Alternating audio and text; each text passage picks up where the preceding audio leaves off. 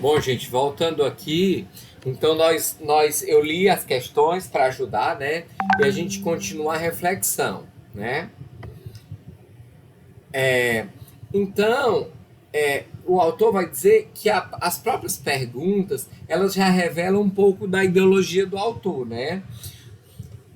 Tanto o Gadotti como o Eustáquio, como o Paulo Freire, que eles são da mesma escola, né, que eles são da mesma perspectiva teórica, nenhum deles vai dizer que não tem que eles não têm ideologia. Esse papo de ideologia, é educação ideológica.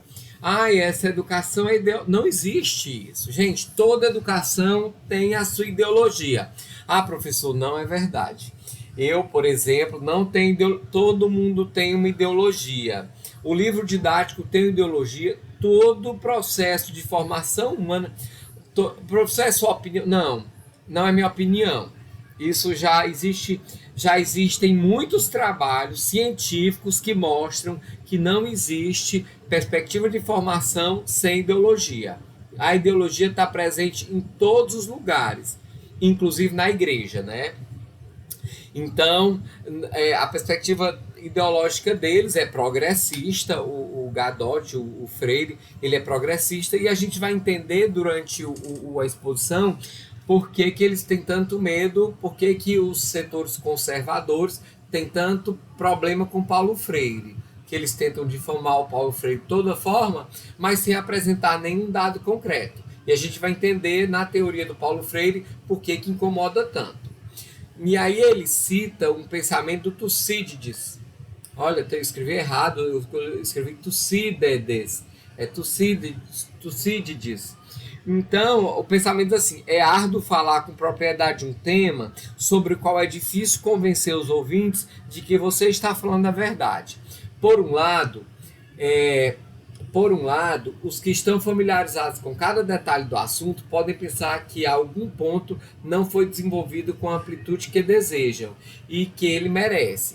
Então ele está dizendo que é muito duro você ser estudioso de um tema e você explicar aquilo para as pessoas, você dizer que aquilo é assim e as pessoas ficarem duvidando, as pessoas que não estudam, que são simplesmente leigos, ficarem duvidando da tua palavra, que aquilo está certo. Isso tu estudou para isso, tu fez toda uma formação, então você sabe o que está falando.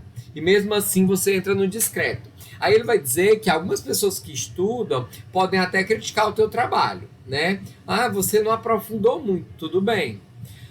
Por outro lado, o que desconhece a matéria pode, conduzido de inveja, suspeitar exagero, se houve algo sobre sua própria natureza. É que os homens suportam ouvir elogios a outrem, somente quando se convencem de sua capacidade para ações iguais. Quando isso não ocorre, a inveja emerge e com ela a incredulidade. Então ele está dizendo que as pessoas que não estudam, por exemplo, determinado assunto, elas costumam duvidar de você. E até os teus pares, aquelas pessoas que estudam o assunto, colocam um defeito no que tu estudou.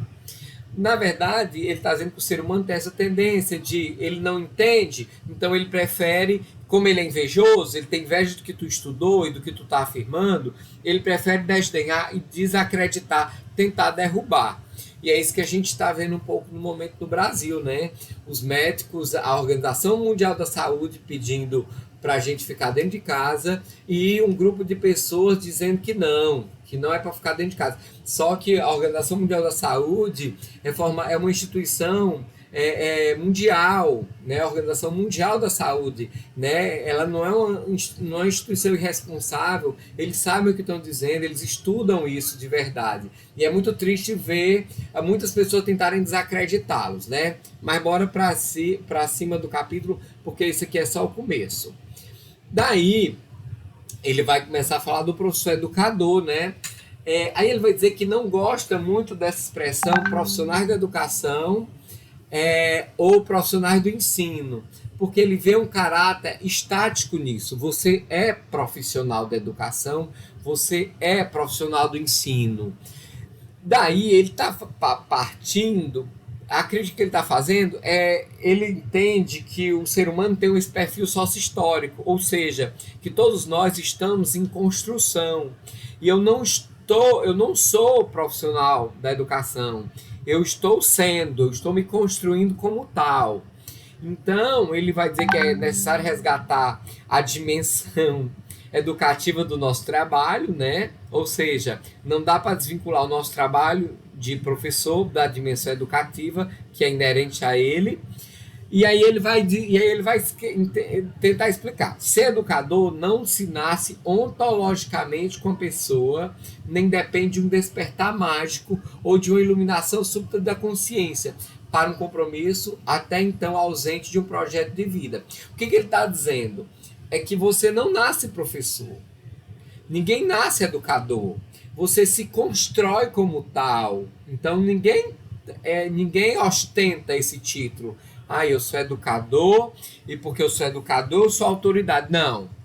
Você está sendo. Em vez de você dizer que ele vai dizer que prefere dizer que você está em construção. Você está construindo. E tudo é uma construção. Não é nada dado, nem mágico, nem iluminação. Não. Eu sou educador por ser iluminado. Não. Eu sou educador porque eu conquistei isso. Eu estudei para isso. Essa é a concepção que eles vão defender. Que eu estudei para isso. Eu conquistei assim. Não no sentido de, me dá meu título, conquistei. Não, essa consciência eu estou construindo. Então eu estou me construindo enquanto educador. A cada dia a gente se constrói. Em vez de ser educador, eu estou sendo educador. E aí ele vai dizer, ninguém é educador. Alguém se torna educador ou deseducador no decorrer da existência, no incessante processo de estruturação e desestruturação e reestruturação.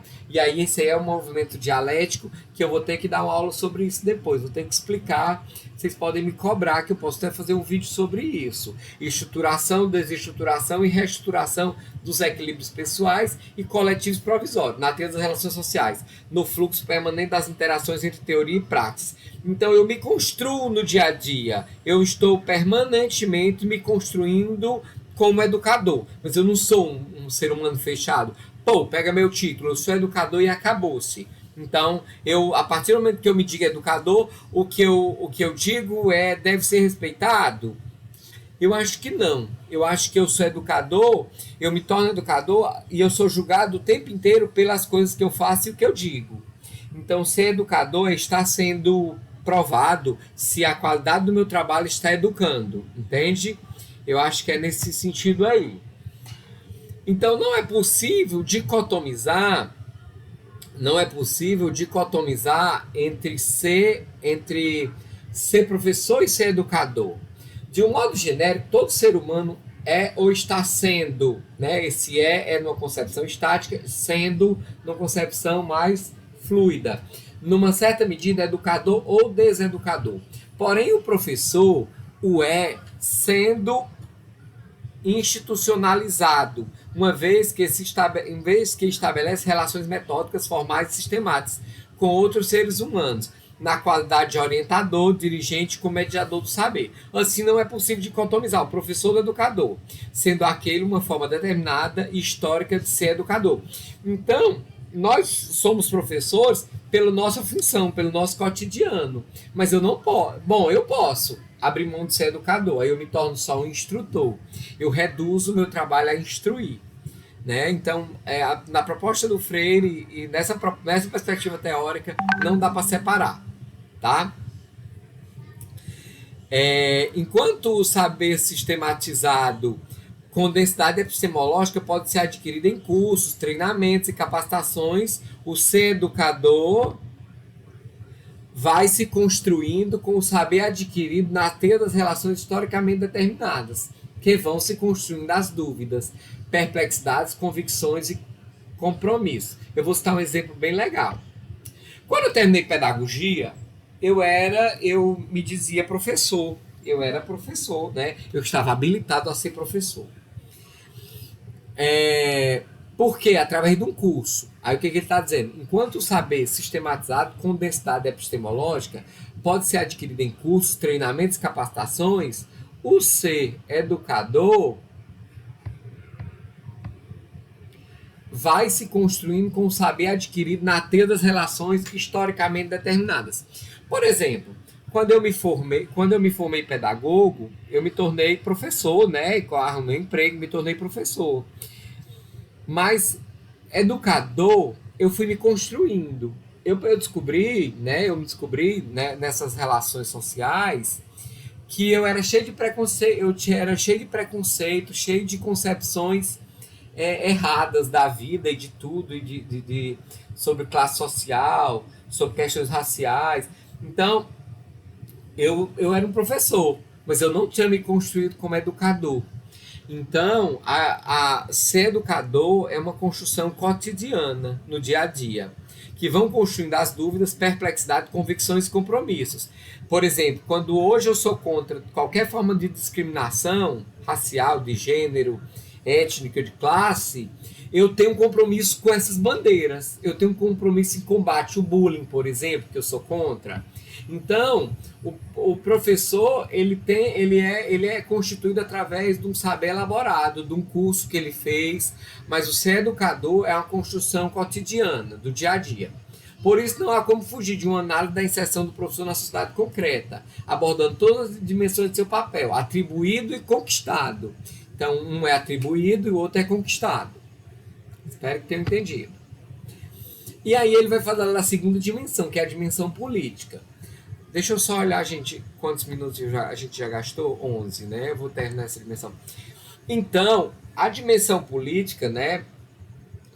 Para o Freire, para o Romão, para o Gadotti, nós não podemos pensar que a educação é um ato apolítico. Não, toda educação ela é permeada de concepções ético-políticas. São concepções ético-políticas. Ou eu defendo a escravidão, ou eu defendo a liberdade. Ou eu defendo o preconceito, o direito a ser preconceituoso, homofóbico, esses outros formas de preconceito, ou eu sou contra. Então eu tenho uma visão política disso. Não adianta, todo mundo tem sua visão política, né? E a gente passa isso não vou dizer quem transfere, mas a cultura, né? Porque educar também, ensinar minha cultura, o professor termina aqui ensinando isso ao estudante. E aí eu vou falar da dimensão política do educador, né? Aí ele vai dizer assim, de um lado, aos que, inspirados em filosofias generosamente coletivistas, acreditam no martírio pessoal como pressuposto necessário, neste momento histórico da sociedade brasileira, para a conquista da equidade em um futuro próximo. De outro, existem os que, convencidos pelas teorias individualistas, buscam a autorrealização, entendendo que a felicidade pessoal é produto a ser adquirido no mercado da existência humana. Então ele está falando de duas perspectivas de dois educadores diferentes. Existem aqueles educadores que se inspiram em filosofias generosas, coletivistas, e que vão que estão na profissão para fazer a diferença na sociedade. Ou seja, para educar seres humanos melhores, para formar uma sociedade diferente. Então, esses são interesses coletivistas. E aí eles estão preocupados em formação desse futuro, dessas pessoas, dessa sociedade, desse ser humano. E existe um outro tipo, que está querendo só se emancipar financeiramente. Convencidos pelas teorias individualistas, buscam autorrealização, entendendo que a felicidade pessoal é produto a ser adquirido no mercado da existência humana. Então ele está preocupado só em ter uma profissão, está preocupado com nenhum compromisso com a sociedade, com o mundo, com a nova geração. Não. Ele está preocupado em ter um bom salário para ele e se virar com aquilo ali e ter uma profissão que tenha prestígio. Então ele está preocupado consigo mesmo, né? E essa dimensão política ela vai passar no discurso do educador. Então ele começa questionando isso. Bom, gente, já faz 14 minutos, eu vou dar uma parada e volto no próximo